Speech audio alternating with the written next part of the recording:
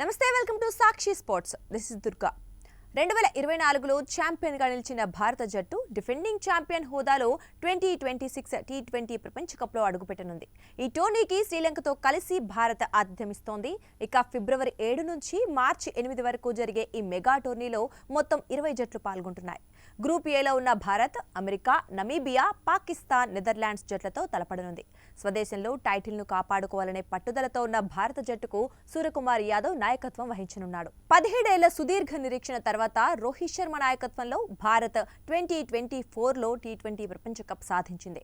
ఫైనల్లో దక్షిణాఫ్రికాను ఓడించి కప్పు గెలిచిన వెంటనే రోహిత్ శర్మ, విరాట్ కోహ్లీ, రవీంద్ర జడేజా రిటైర్మెంట్ ప్రకటించారు. దీంతో యువ ఆటగాళ్లతో జట్టును పునర్నిర్మించడంపై బీసీసీఐ దృష్టి సారించింది. హార్దిక్ పాండ్యా, అభిషేక్ శర్మ, జస్ప్రీత్ బుమ్రా వంటి నిలకడైన ఆటగాళ్లు సూర్యకుమార్ యాదవ్కు అండగా ఉన్నారు.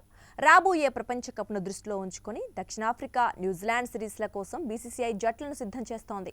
ఇటీవలే దక్షిణాఫ్రికా సిరీస్ కోసం ప్రకటించిన జట్టును చూస్తే ఆసియా కప్ గెలిచిన జట్టులోని చాలా మందిని కొనసాగించినట్లు తెలుస్తోంది. అయితే రింకు సింగ్ ను పక్కన పెట్టడం ద్వారా జట్టులో ఆల్రౌండర్లకు ఎక్కువ ప్రాధాన్యత ఇస్తున్నట్లు అర్థమవుతోంది.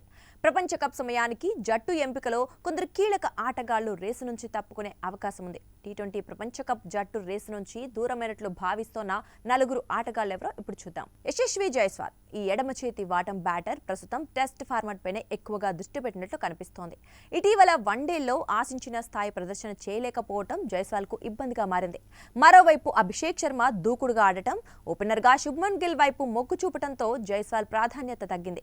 దక్షిణాఫ్రికా సిరీస్ లో అతనికి చోటు దక్కకపోవడం కూడా ఇందుకు నిదర్శనం. అలాగే నితీష్ కుమార్ రెడ్డి, వైజాగ్ కు చెందిన నితీష్ కుమార్ రెడ్డి ఐపీఎల్లో మంచి గుర్తింపు తెచ్చుకున్నప్పటికీ టెస్ట్ ఫార్మాట్ లో బిజీగా ఉండడం వల్ల టీ20 ఎంపిక రాడార్లో వెనుకబడ్డాడు.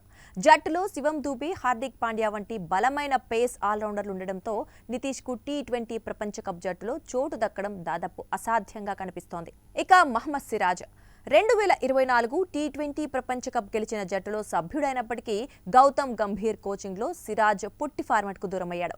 హర్షిత్ రాణా, ప్రసిద్ధ్ కృష్ణ వంటి బౌలర్లకు సెలెక్టర్లు ప్రాధాన్యతనిస్తూ ఉండడంతో సిరాజ్ ప్రపంచ కప్ జట్టులో చోటు దక్కించుకునే అవకాశాలు చాలా తక్కువగా ఉన్నాయి. అలాగే శ్రేయాస్ అయ్యర్ కూడా. ఈ అక్టోబర్లో ఆస్ట్రేలియాతో జరిగిన 3వ వన్డేలో ఫీల్డింగ్ చేస్తూ శ్రేయాస్ అయ్యర్ తీవ్రంగా గాయపడ్డాడు. కడుపు భాగంలో గాయమై అంతర్గత రక్తస్రావం కూడా జరిగినట్లు తెలిసింది. సాధారణంగానే అయ్యర్ టీ20 ఫార్మాట్లో రెగ్యులర్ సభ్యుడు కాదు. కానీ ఇప్పుడు ఈ గాయం కారణంగా ప్రపంచ కప్ రేస్కు పూర్తిగా దూరమైనట్లే కనిపిస్తోంది. అతను గాయం నుంచి ఎప్పుడు కోలుకుంటాడనే దానిపైనే అతని అంతర్జాతీయ రీ-ఎంట్రీ ఆధారపడి ఉంటుంది. సాక్షి టీవీ ప్రసారాలను నిలిపివేయడం చట్టరీత్యా నేరం.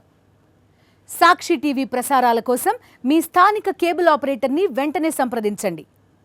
డిటిహెచ్లో, ఇంటర్నెట్లో కూడా సాక్షి టీవీ ప్రసారాలను వీక్షించవచ్చు.